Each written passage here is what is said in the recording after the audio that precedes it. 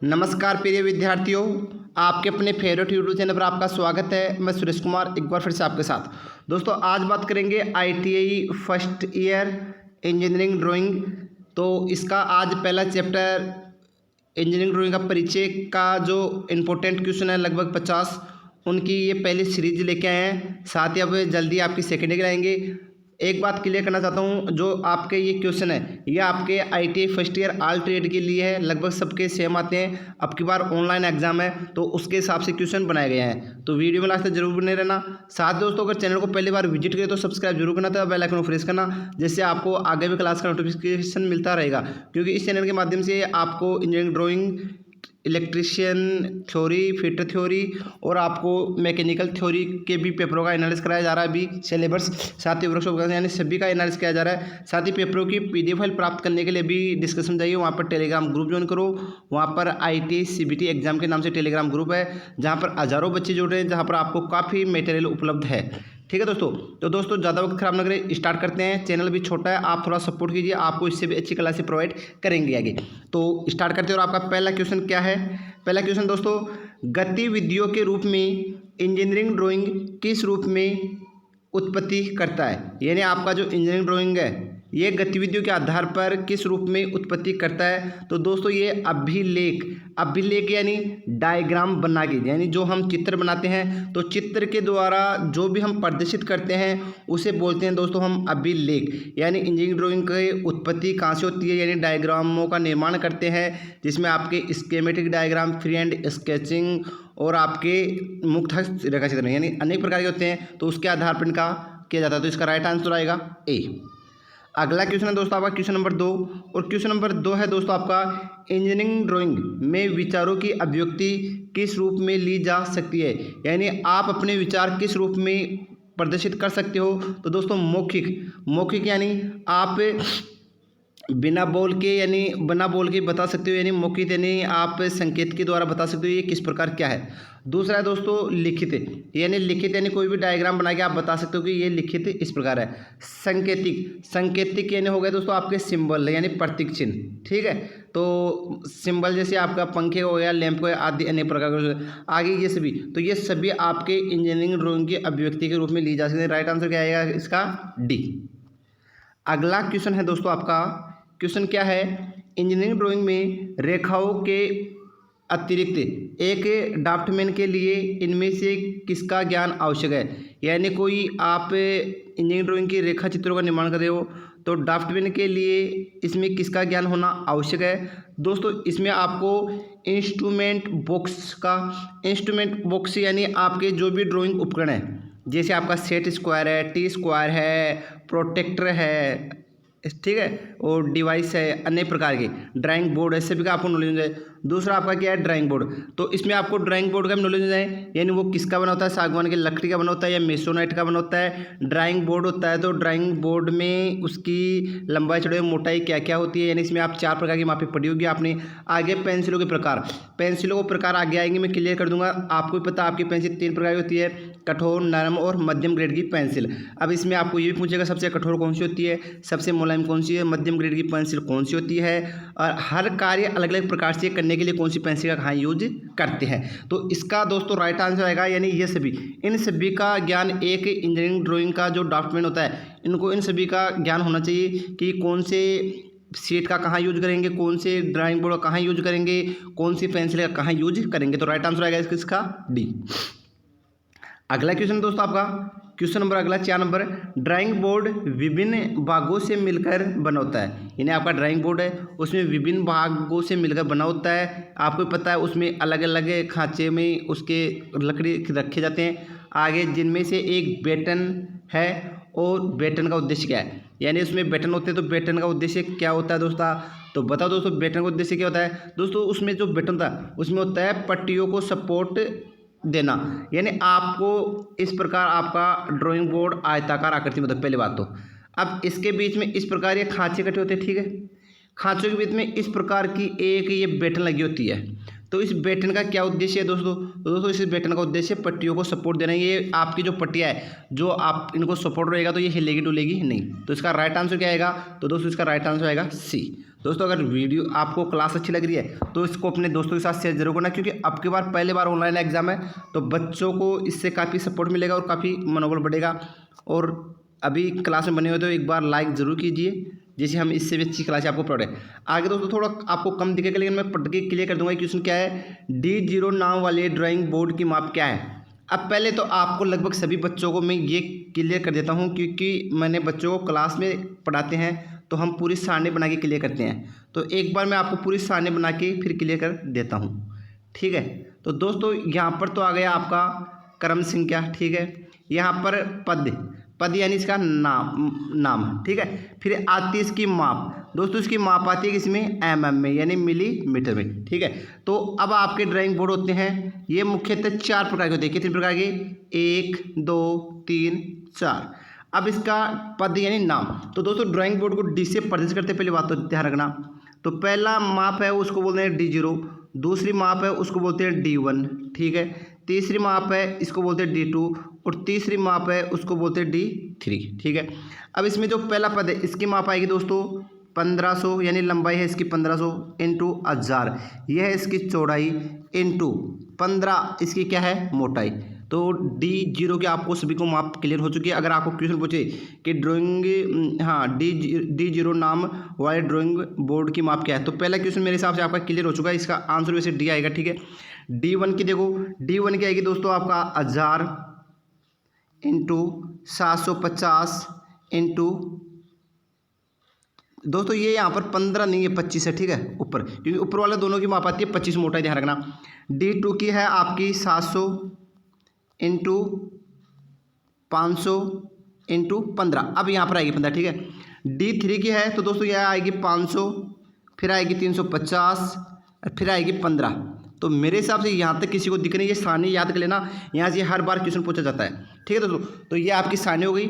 साथ ही मैं आपको टेलीग्राम ग्रुप पर इसी प्रकार की जो आपकी T-स्क्वायर ड्राइंग बोर्ड सभी की सारणी उपलब्ध कर दूंगा, वहाँ से आप क्लियर कर लेना, ठीक है। तो आपका क्वेश्चन नंबर 5 का राइट आंसर आएगा डी, ठीक है, 1500 इंटू 1000 इंटू 25। क्वेश्चन नंबर 6 दोस्तों, और क्वेश्चन नंबर 6 क्या है, एबोनी एज में प्रयुक्त पदार्थ होता है, यानी एबोनी एज है, इसमें प्रयुक्त पदार्थ कौन सा होता है। तो दोस्तों ये होता है आपकी कठोर लकड़ी, यानी आपका जो एबोनी लकड़ी का मतलब बोल रहा है कि आपका ड्राइंग बोर्ड है, ये आपकी एबोनी लकड़ी, सागवान की लकड़ी या मेसोनाइट, 3 अलग अलग किताबों अलग अलग दे रखा है, लेकिन आपको ऑप्शन में जो मिले वही इसको मानना है। तो इसका राइट आएगा आपकी कठोर लकड़ी का क्या बना होता है, एबोनी एज, ठीक है। तो राइट आंसर बी। मेरे हिसाब से यहाँ तक आपको किसी प्रकार की दिक्कत नहीं है। क्वेश्चन नंबर 7 है दोस्तों, और क्वेश्चन देखो दोस्तों है, स्टैंडर्ड ड्राइंग बोर्ड को IS 1444/1989 के द्वारा प्रतिपादित किया गया है। इसके अनुसार D1 ड्राइंग बोर्ड का साइज क्या होगा। दोस्तों अब आपको यहाँ से भी क्वेश्चन पूछ सकता है कि ड्राइंग बोर्ड की स्थापना कब और कैसे हुई। तो IS के अनुसार 1444 नंबर का नियम है और 1989 के अनुसार इसकी स्थापना की गई है। अब यहाँ पर आपको D2 की माप पूछ रहा है। मैंने अभी आपको बताया था कि 1500 इंटू 1000 इंटू 25 ड्राइंग D0 की माप होती है। D1 की माप है दोस्तों, तो D1 की माप होती है आपकी 1000 इंटू 700 इंटू 25। तो आपके D1 का राइट आंसर आएगा बी, ठीक है। मेरे हिसाब से क्लियर हो चुका होगा ये क्वेश्चन भी। अगला क्वेश्चन दोस्तों आपका, और क्वेश्चन क्या है, क्वेश्चन है T-स्क्वायर के द्वारा निम्न में से कौन सी रेखाएं खींची जा सकती है। तो काफ़ी अच्छा क्वेश्चन है। तो बताओ दोस्तों T-स्क्वायर के द्वारा कौन सी रेखा खींची जाती है। तो दोस्तों T-स्क्वायर के द्वारा ऊर्ध्वाधर व समांतर रेखाएं खींची जाती है। सभी को पता है आपका T-स्क्वायर कैसा होता है, लगभग इस आकृति का आपका T-स्क्वायर होता है। तो ये भाग है, इसको बोलते हैं दोस्तों हम स्टोक, और इस भाग को बोलते हैं हम ब्लेड। अब दोस्तों आपके T-स्क्वायर से पूछ लिया कि T-स्क्वायर का उपयोग कहाँ किया जाए, तो सभी को पता है ऊर्ध्वाधर व समांतर रेखा खींचेंगे। अब आपको ये भी पूछ सकता है कि T-स्क्वायर किसका बना होता है। दोस्तों ये पारदर्शी प्लास्टिक सेलुलाइड का बना होता है। साथ ही दोस्तों जहाँ पर ड्राइंग बोर्ड में आपको उसमें उसके माप पूछी गई थी, तो उसमें यहाँ पर ब्लेड की माप पूछ जाती थी, यानी T-स्क्वायर में बोलेगा आपको कि T-स्क्वायर में ब्लेड T0 की माप दो, यानी ड्राइंग बोर्ड को हमने D से प्रदर्शित किया था, T-स्क्वायर को हम T से प्रदर्शित करते, तो इसमें T0, T1, T2 और T3। तो आपने ड्राइंग बोर्ड में जो उसकी लंबाई देखी, यानी इसकी तो आएगी 1500, फिर इसकी 1000, इसकी 700 और इसकी आएगी लास्ट वाले की 500। तो इस प्रकार ड्राइंग बोर्ड की हो जाएगी। मेरे हिसाब से ड्राइंग बोर्ड आपका क्लियर है। आगे चले। आगे है आपका ये चित्र जो मैंने अभी आपको क्लियर कर दिया। मेरे साथ किसी प्रकार की दिक्कत नहीं है। जिसमें चित्र में देगा, चित्र में प्रदर्शित टी स्क्वायर के भाग एक का नाम बताइए। ये टी स्क्वायर है तो इसमें आपको इसका नाम पूछ रहा है, तो ये नाम क्या है? तो मैंने अभी आपको बताया था, इसको बोलते हैं ब्लेड। और ये क्या है आपका स्टोक। इसी ब्लेड को क्या बोलते हैं? कार्यकारी कोर भी बोलते हैं। तो देखते हैं क्या दे रखा है। तो पहला देखा है कार्यकारी एज। देखो आपको कंफ्यूज करने के लिए कार्यकारी एज दे दिया। अगर यहाँ पर कार्यकारी कोर आते तो ये राइट आंसर हो जाता। आगे स्टोक, तो आप सभी को पता है स्टोक वाला भाग कौन सा है? ये है। हैंड इसमें होता नहीं। ब्लेड, तो ये आपका ए वाला भाग कौन सा हो गया? ब्लेड। ब्लेड है दिया हुआ है, लेकिन ऑप्शन में आपको कार्यकारी कोर दे तो वो भी हो सकता है। कार्यकारी कोर देगा ऑप्शन में या ब्लेड देगा, एक ही चीज देगा, दोनों साथ नहीं देगा। ठीक है, तो इसका राइट आंसर आ गया सी। क्वेश्चन नंबर 11 है दोस्तों। क्वेश्चन क्या आपका 11 नंबर क्वेश्चन है, नीचे दिए गए चित्र में एक सेट स्क्वायर प्रदर्शित किया गया है, वह सेट स्क्वायर के कोण ए का मान ज्ञात कीजिए। दोस्तों यहाँ पर इस कोण ए का मान आपको पूछ रहा है। अब आप सभी को पता है सेट स्क्वायर के तीनों कोणों का योग होता है 180 डिग्री। कैसे? ये 30 का है, ये 90 का है। 30 और 90 कितने होगा? 120। अब 120 हो गए तो अब आपको पता है 120 हो गए तो 180 में से 20 जाएगा तो कितना बचेगा? ये 60 बच गया। लेकिन ये तो 60 बच्चा है, लेकिन आपको 60 नहीं करके आना है, आपको करना है 180। यानी आपको बताइए सरल रेखा है और सरल रेखा कितने डिग्री पे होता है? 180 डिग्री। अब इस 180 में से आपको ये कोण कितना बचा? 60। तो 180 में से 60 निकालना है। कितना निकालना है? 60 निकालना है। 60 निकालेंगे तो कितना बचेगा? 120। तो दोस्तों इसका राइट आंसर आएगा सॉरी दोस्तों, ये क्वेश्चन आपको, हाँ मैं क्लियर कर देता हूँ, कोई बात नहीं, सॉरी। अगर आपको बाहर की तरफ पहुँचे, इधर ये पहुँच गई ए कोण, तो आपको 120 करना था, लेकिन ध्यान रखना ये 30 है, ये 90 है, तो बच गया कौन सा? 60। तो इसका राइट आंसर आएगा बी। ठीक है, अगला क्वेश्चन देखते हैं दोस्तों। और क्वेश्चन नंबर 12 है। क्वेश्चन नंबर 12 आपका दोस्तों, निम्न 30-60 डिग्री सेट स्क्वायर में कोण एक का मान क्या है? दोस्तों देखो, अब की बार आपको बाहर वाला कोण पूछा है मेरे साथ, यहाँ पर अब की बार क्लियर हो चुका होगा। तो आपको पता है सेट स्क्वायर में ये सरल रेखा, इसका कोण होता है 180 डिग्री। ठीक है, माइनस आपको पता है ये सेट स्क्वायर है तो इसमें ये बड़ा है तो ये बड़ा वाला 60 का आएगा, ये बीच वाला 90 का आएगा, ये छोटा तो ये कितना आएगा? 30 का आएगा। तो आपको 180 में से 30 निकालना है। अगर 180 में से 30 निकालोगे तो क्या बचेगा आपका? 150। तो दोस्तों यहाँ पर ऑप्शन 150 है, तो इसका राइट आंसर आएगा बी। मेरे हिसाब से यहाँ तक किसी प्रकार की दिक्कत नहीं है। अगला क्वेश्चन है दोस्तों आपका क्वेश्चन नंबर 13। क्वेश्चन नंबर 13 है, सेट स्क्वायर का प्रयोग विभिन्न कोण बनाने हेतु किया जाता है। यानी आप सभी को पता है सेट स्क्वायर का उपयोग विभिन्न कोण बनाने के लिए किया जाता है। तो अब आपको बाहर वाला पूछ रहा है, ध्यान रखना क्या पूछ रहा है? बाहर वाला कोण पूछ रहा है। तो बताओ दोस्तों इसका मान क्या होगा? अब आप बताइए, ये भी कितना है? 45 और ये 90। तो अब आप बताए 180 माइनस ये कोण कितना है? 45। तो 180 में से 45 के तो कितने बचेगा दोस्तों? 135। ऑप्शन में 135 है, ए में है, तो इसका राइट आंसर क्या आएगा? ए। काफ़ी अच्छे क्वेश्चन है। तो ये हमारी गारंटी है कि क्वेश्चन एक भी यहाँ से बाहर नहीं जाने वाला एग्जाम में, तो आप अच्छे से तैयारी करके जाना। पीडीएफ फाइल हम आपको अवेलेबल करा देंगे। अगला क्वेश्चन है, निम्न में से किसे छोड़कर बाकी सभी सीधी रेखा खींचने हेतु टी स्क्वायर के साथ सेट स्क्वायर का प्रयोग किया जाता है? यानी ऐसा कौन सा उपकरण है जिसका उपयोग सीधी रेखा खींचने हेतु टी स्क्वायर के साथ इसका प्रयोग किया जाता है? तो दोस्तों इसका राइट आंसर आएगा अनंत रेखा। यानी हमें सबको पता है कि अनंत रेखा खींचने के लिए हमें टी स्क्वायर के साथ सेट स्क्वायर का प्रयोग किया जाता है। अब सभी को पता है अनंत रेखा क्या होती है, तो इसका राइट आंसर आ गया आपका बी। क्वेश्चन नंबर 15 है।